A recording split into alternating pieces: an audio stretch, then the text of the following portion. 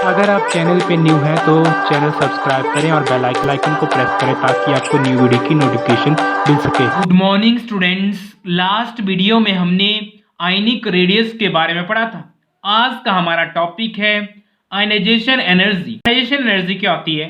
Energy required to remove most loosely bonded electron in gaseous state. कि कितनी energy require है किसी electron को लूज करने के लिए, उसी को हम क्या बोलते हैं? Ionisation energy. और जो आयनाइजेशन एनर्जी है, ionisation energy increase if we move left to right. अगर लेफ्ट टू राइट मूव करेंगे पीरियोडिक टेबल में तो आयनाइजेशन एनर्जी क्या होती है? इंक्रीज होती है। Ionisation energy lies between s and p block. जो आयनाइजेशन एनर्जी है ट्रांजिशंस एलिमेंट्स की वो लाइज करती है s and p block elements more than s block. जो आयनाइजेशन एनर्जी है वो मोर होती है एस ब्लॉक की and less than p block elements, और लेस होती है किससे? पी ब्लॉक एलिमेंट्स से। Energy increases from left to right. अगर हम पीरियोडिक टेबल में लेफ्ट टू राइट अगर मूव करते हैं तो आयनाइजेशन एंथैल्पी क्या करती है? इंक्रीज करती है in a period as the effective nuclear charge increase.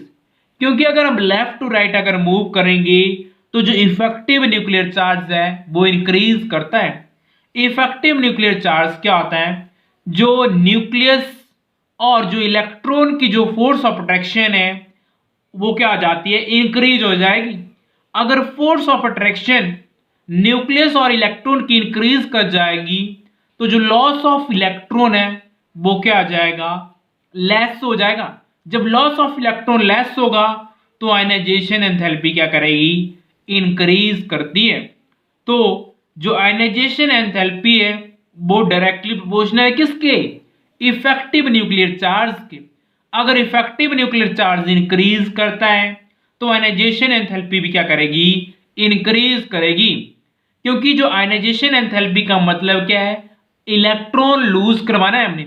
और इफेक्टिव न्यूक्लियर चार्ज का मतलब है कि जो फोर्स ऑफ अट्रैक्शन है न्यूक्लियस और इलेक्ट्रॉन की, जब फोर्स ऑफ अट्रैक्शन बढ़ेगी न्यूक्लियस और इलेक्ट्रॉन की तो आयनाइजेशन एंथैल्पी भी क्या करेगी? इंक्रीज करती है। Next, ionisation enthalpy of zinc, cadmium and mercury is very high. जो आयनाइजेशन एंथैल्पी है जिंक, कैडमियम और मरकरी की बहुत ही हाई होती है due to the fully filled orbital. क्योंकि जो जिंक, कैडमियम और मरकरी है उनमें फुली फिल्ड ऑर्बिटल्स होते हैं, इसी की वजह से जो आयनाइजेशन एंथैल्पी है वो बहुत ही हाई होगी। क्योंकि जो फुली फिल्ड ऑर्बिटल है वो बहुत ही स्टेबल होते हैं, और जब कोई स्टेबल चीज होती है तो वहां से इलेक्ट्रॉन लूज या गेन करवाना बहुत ही टफ काम होता है। नेक्स्ट है ionisation enthalpy of 5d and 6d series element is more than 3d and 4d elements। जो आयनाइजेशन एंथैल्पी है 5d and 6d series elements की वो मोर होती है किससे? 3d and 4d element due to the lanthanide and actinide contraction. तो 5d series और जो 6d सीरीज के एलिमेंट है उनकी आयनाइजेशन एंथैल्पी मोर होती है। क्यों होती है मोर? क्योंकि जो 5d सीरीज और 6d सीरीज में जो लैंथेनाइड और एक्टिनाइड कॉन्ट्रैक्शन पॉसिबल है, इसी वजह से जो इनकी जो आयनाइजेशन एंथैल्पी है 5d सीरीज और 6d सीरीज वो बहुत ही हाई होती है as compare to 3d and 4d series elements.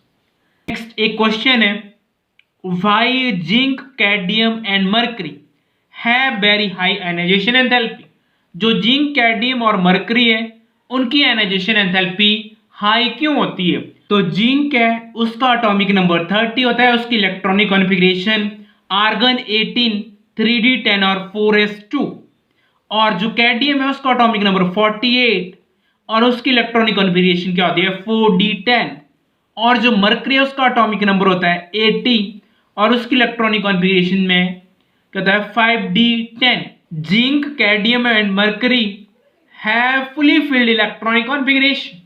जो जिंक, कैडमियम और मरकरी है उनकी फुली फिल्ड इलेक्ट्रॉनिक कॉन्फ़िगरेशन होती है एंड एक्स्ट्रा स्टेबल। और फुली फिल्ड कॉन्फ़िगरेशन होने की वजह से जो d ऑर्बिटल है वो क्या होगा, एक्स्ट्रा स्टेबल होगा। That's why their ionisation energy is very high. इसी वजह से जो उनकी आयनाइजेशन एंथैल्पी है वो क्या होती है, बहुत ही हाई होती है।